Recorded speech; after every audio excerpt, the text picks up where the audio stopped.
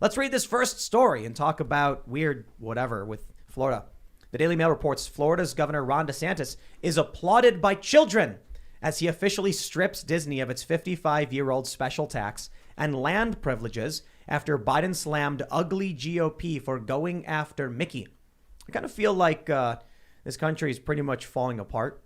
I will say it's funny that they bring in a bunch of kids. They have a photo of this. They had a photo. Here we go. Look at this. They have CRT is in a circle with a line through it. Is there a word for that?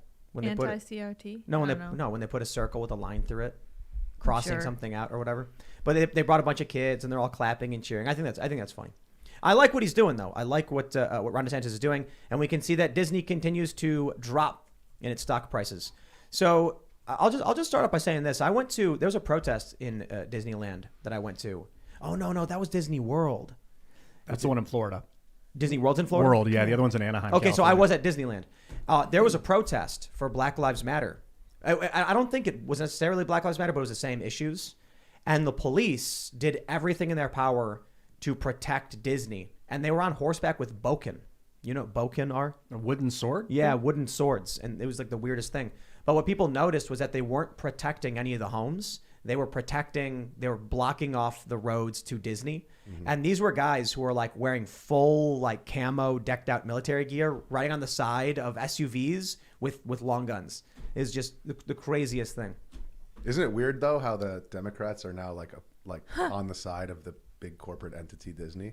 So yes, it is. Are they, or are they just against DeSantis? I can't get a read on this. No, they're an amorphous blob. There's no they're not for or against anything. They just hate you, right? So it's like, well, geez, guys, take it easy.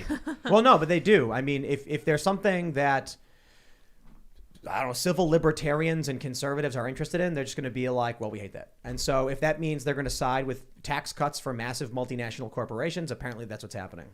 But this is why I think it's great to have you here, Tina, because I'm curious. With everything we've been seeing over the past several years, with the rioting, with the political partisanship, with now children clapping and cheering for this stuff, with critical race theory in schools, I'm wondering if you have ever seen it this bad. No, I mean, I haven't. We were talking earlier about my sort of coming of age, which was I was in college in 1969 as a freshman in Washington at Georgetown, and it was, the height of the Vietnam War. It was civil rights, it was women's rights, and I don't know if I was more naive, but I was certainly way more clear about my world than I am now, and I'm 70. Shouldn't I be more clear about my world now with age and theoretically wisdom? I don't know what that means. But you mean by clear, like you don't know what's going on? I don't know how to think about a lot of things anymore, because I'm very mistrustful of pretty much everything I hear. And we were talking earlier about newscasters in my day. And, it was Walter Cronkite and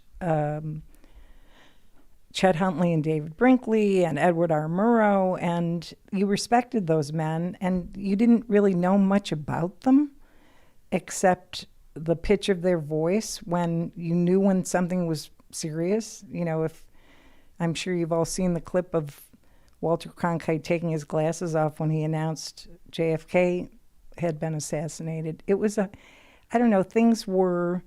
it's almost like things were serious then, and everything's made to be serious now. Yeah. I don't know if that's the right way to put it, but yeah.